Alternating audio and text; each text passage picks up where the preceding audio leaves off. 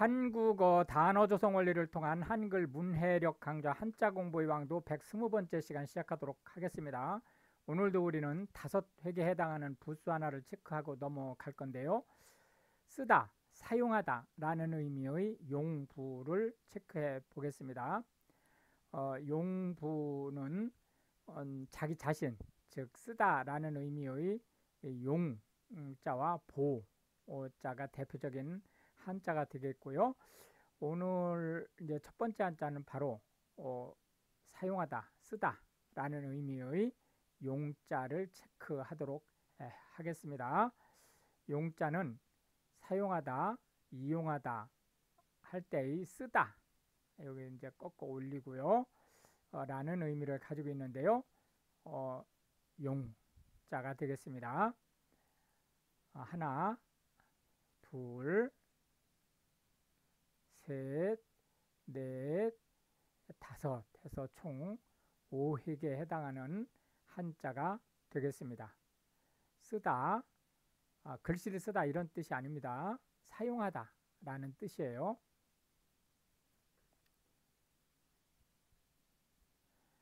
사용하다 라고 하는 말은 주로 어떤 일에 사람이나 도구를 쓰는 것을 얘기합니다. 그런데 여기서 이제 사람을 지속적으로 사용하는 것에 대해서는 고용하다 라는 말과 같은 뜻을 가지고 있다. 이용하다 라고 하는 것은 사용하다와 이용하다는 사실상은 크게 차이를 두지 않고 쓰고 있습니다. 현대 한국어에서. 근데 뉘앙스가 약간 차이가 있습니다. 사용하다는 좀 도구적인 성격으로 쓰고, 이용하다는 그 이용하는 객체의 효율을 목적으로 하는 것을 얘기합니다. 예를 들어서 여행을 하는데 자동차를 이용했다. 그러면 자동차가 안전하고 빨리 갈 수 있다라는 그런 효용을 이용했다라는 거고요. 여행하는데 자동차를 사용했다라고 하면 자동차를 이동의 도구로 썼다라는 뉘앙스를 가지고 있다는 거죠. 활용하다라고 하는 것은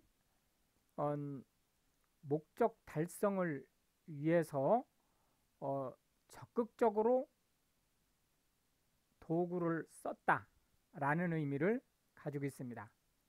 작용하다라고 하는 것은 특정한 액션을 취해지게 되다 라는 뜻입니다. 예를 들자면 약을 먹었더니 약이 체내에서 작용을 해서 병을 낫게 했다 라는 의미로 쓸 수 있는 거죠. 용도라고 하는 것은 어떤 물건이나 도구 이런 것들을 쓰는 목적을 얘기합니다. 용법은 쓰는 방법, 사용법을 얘기하는 거죠. 용처, 요 앞에 그 사용법하고 같은 말입니다. 용처라고 하는 것은 무슨 목적으로 썼느냐라는 그 이용 목적을 얘기하는 겁니다.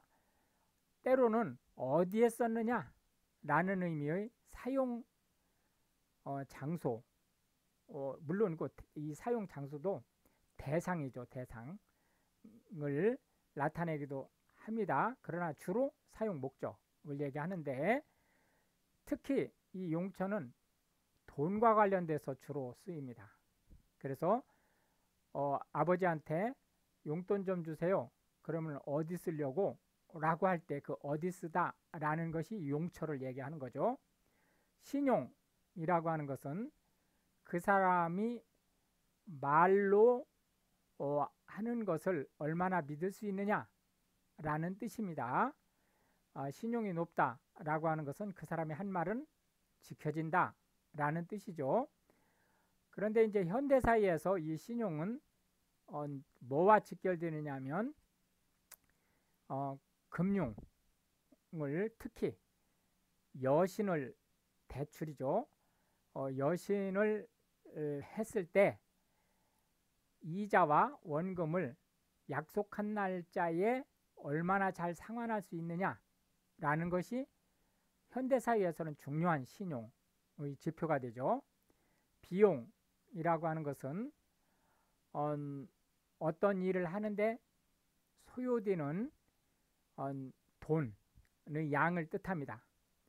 물론 이 비용 안에는 돈뿐만이 아니고 각종 재원들, 즉 재산이나 도구나 사람, 기타 등등 기회비용을 포함해서 이러한 것들이 다 포함된 거지만 결국은 그것이 결국 돈의 가치로 환산돼서 표시가 되기 때문에 비용은 돈의 규모, 무슨 일인가를 하기 위한 돈의 규모로 보아 크게 무방하다. 식용은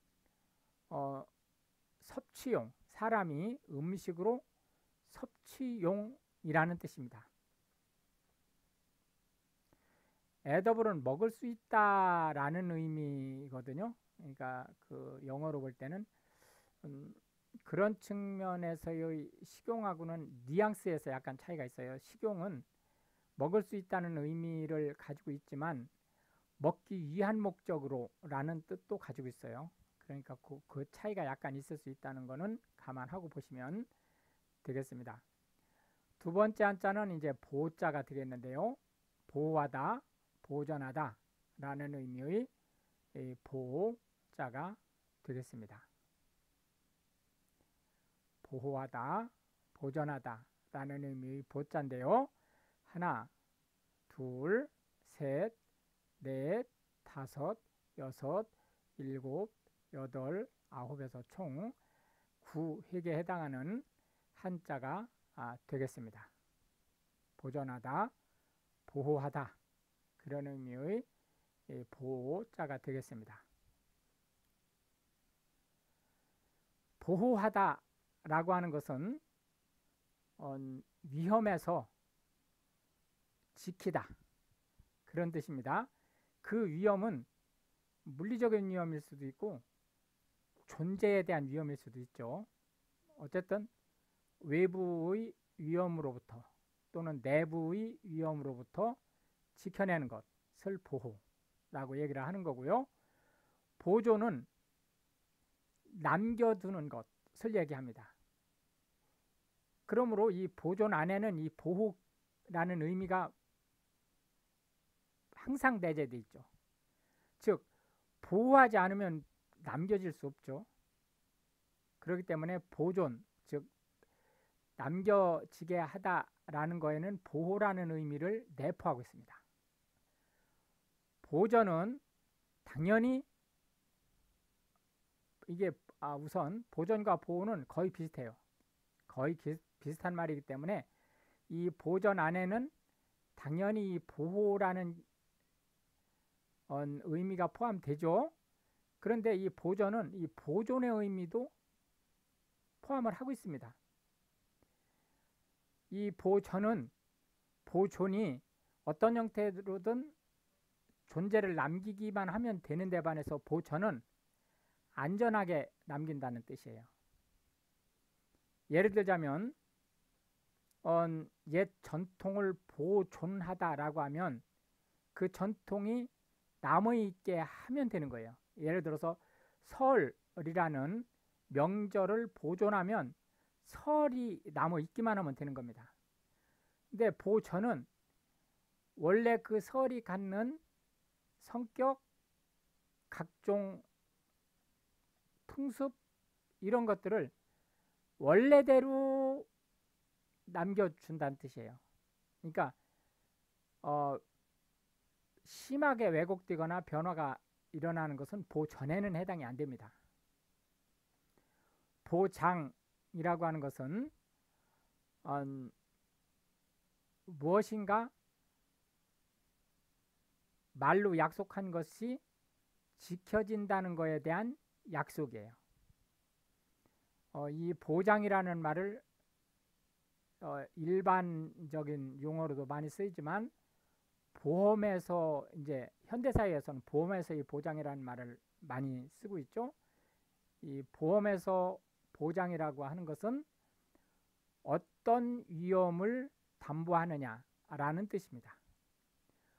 보험이라고 하는 것은 미래에 일어날 것이 불확실한 위험에 대해서 그 위험을 동일한 위험에 처해진 사람들이 객출한 보험료로 위험이 발생한 보험 가입자에게 그 위험을 회피할 만한 정도의 금액을 지급하는 그러한 금융 상품을 얘기합니다. 그래서 보험은 위험이 일어날 수 있는 개연성이 달라지면 보험은 들을 수가 없어요. 무슨 얘기냐면 A라는 사람, B라는 사람, C라는 사람이 있는데 A라는 사람이 사고 날 확률이 가장 높은 사람이고 B라는 사람은 그저 그런 사람이고 C라는 사람은 사고 날 확률이 거의 없는 사람이에요. 그럼 이 세 사람을 같은 보험에 들 수는 없죠. 사고 개연성이 다르기 때문에. 이렇게 사고 개연성이 달라지면 사고 개연성이 높은 사람한테는 보험료를 높게 받아야 되는 거예요. 그런 구조가 보험 구조다 라고 얘기할 수 있겠고요. 보수적이라고 하는 것은 상황이 변경됐을 때 즉각적으로 그 변화된 상황을 반영하지 않는 것을 보수적이라고 얘기를 합니다. 그렇기 때문에 예를 들어서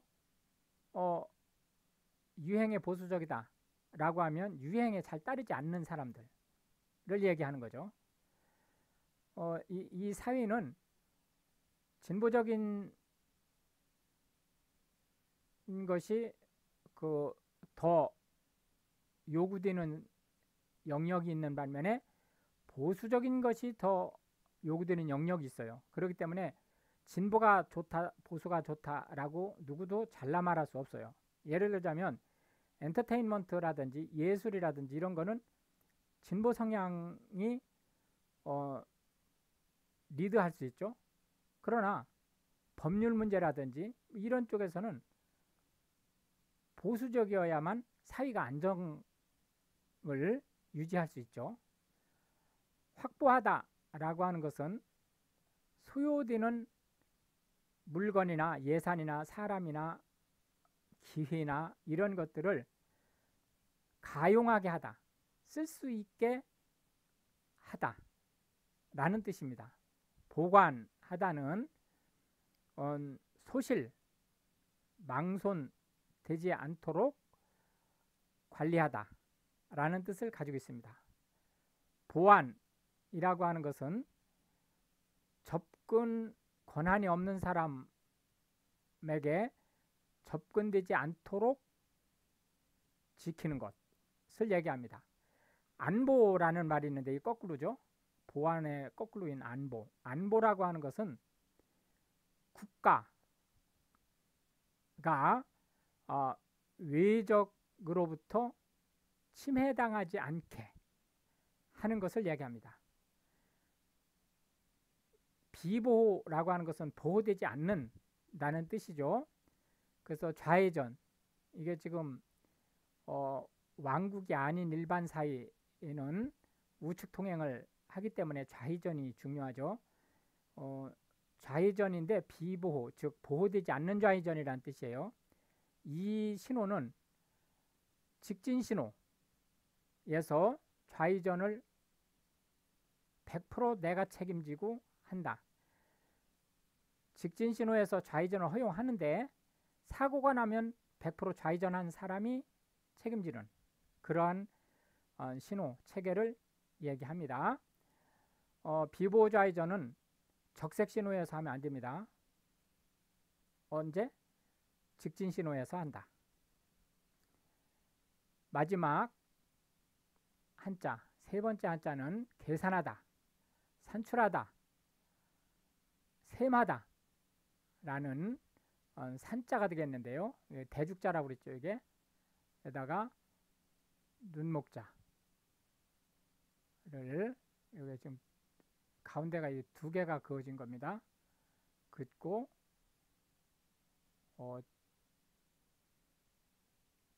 초두미처럼, 초두미선 아니에요. 초두미처럼 써지는 것을 산자, 셈하다, 계산하다 라는 의미의 산자로 보시면 되겠습니다.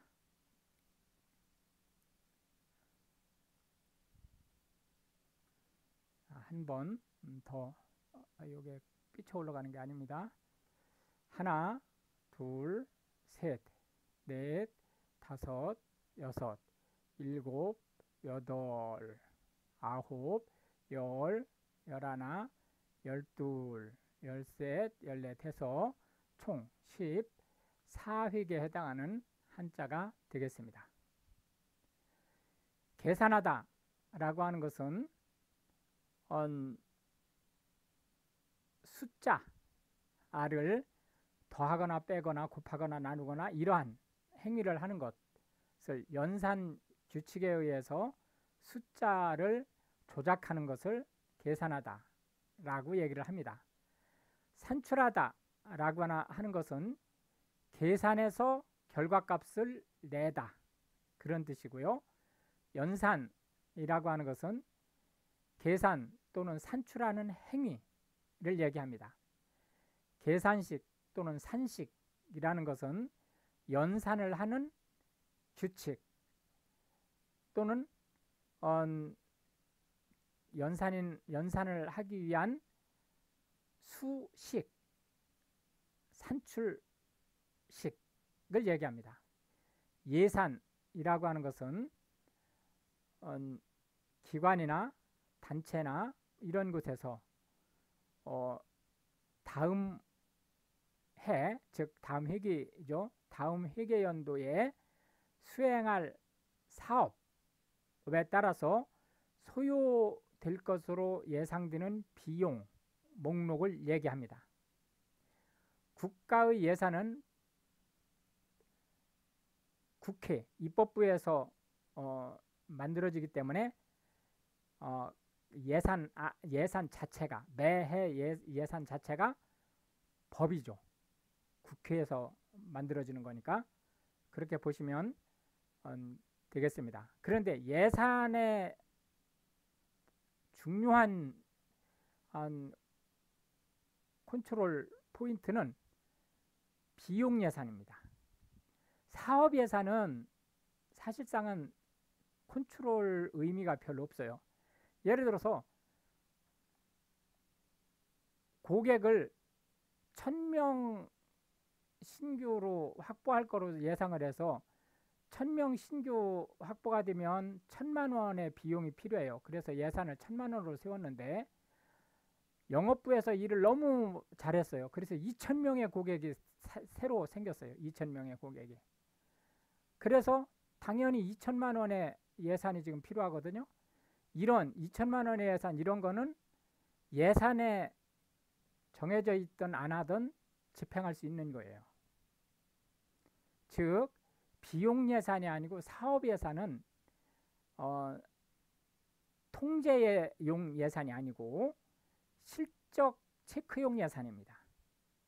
그런데 반해서 비용성 예산, 예를 들어서 급여를 지급해야 된다든지 전기료를 지급해야 된다든지 하는 이런 비용성 예산은 이 예산 범위 안에서만 집행할 수 있다. 전자계산기라고 하는 것은 전자식 계산 장치를 뜻하고, 전자계산기라고 하는 것은 우리가 휴대용 칼큘레이터를 얘기합니다. 휴대용으로, 그런데 요즘 사이에서는 전자계산기를 안 쓰죠. 왜? 필요하면 스마트폰에서 전자계산기 앱을 작동시켜서 계산을 할 수 있기 때문에 전자계산기라고 하는 이런 물건을 별도로 소지하지 않는 상황이죠. 옛날에는 이 전자계산기가 아니고 그냥 계산기, 그럼 주로 주판을 얘기했었던 거죠. 연말정산 할 때 정산이라고 하는 것은 일정 기간을 두고 내보낸 비용과 내보낼 비용, 그리고 들어올 수입과 실제 들어온 수입, 이런 것들을 정리를 해서 더 줘야 될 것은 더 내보내고 더 받아들여야 될 것은 더 수입하고 하는 것을 정산이라고 합니다. 연말정산이라고 하는 것은 1년 단위로 매 회계연도마다 정산을 한다라는 의미인데, 이 연말정산은 주로 누구에게 그 적용이 되느냐면 세금, 소득에 관련된 세금을 낼 사람들, 예를 들어서 직원이라든지 기업이라든지 또는 각 기관, 국가를 포함한 각 기관들을 모두 포함을 하는 거고, 그 중에서도 특히 연말정산 그러면 갑종근로소득, 우리나라로 말하면 갑종근로소득은 우리나라의 기업에서 우리나라 국민들이 근무하는 것에 대한 보수를 얘기합니다. 그 갑종근로소득자를 대상으로 하는 것이 연말정산이라는 의미의 가장 직접 연관된 일이다, 이렇게 보시면 되겠습니다. 청산이라고 하는 것은 계산을 깔끔하게 끝내다 라는 뜻입니다. 그런데 주로 청산은 무슨 계산을 깔끔하게 끝내느냐? 부채, 빚진 것을 깔끔하게 끝내는 것을 청산이라고 얘기한다.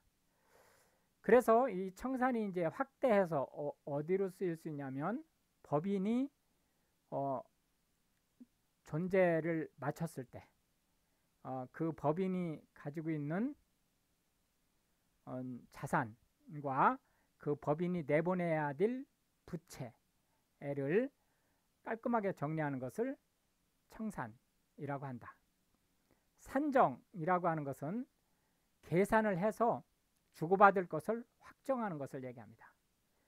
타산이라고 하는 것은 이 앞에 이해라는 말이 빠져 있는 거죠. 이는 나한테 이득이 되는 거고 해는 나한테 해가 되는 거죠. 타산이라고 하는 것은 나한테 이득이 되는지 손해가 되는지를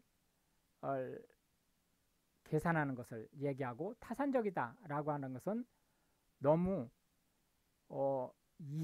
이해관계를 따진다 해서 우리나라 조금 속된 표현으로 얍삽하다, 이제 그렇게 표현을 합니다.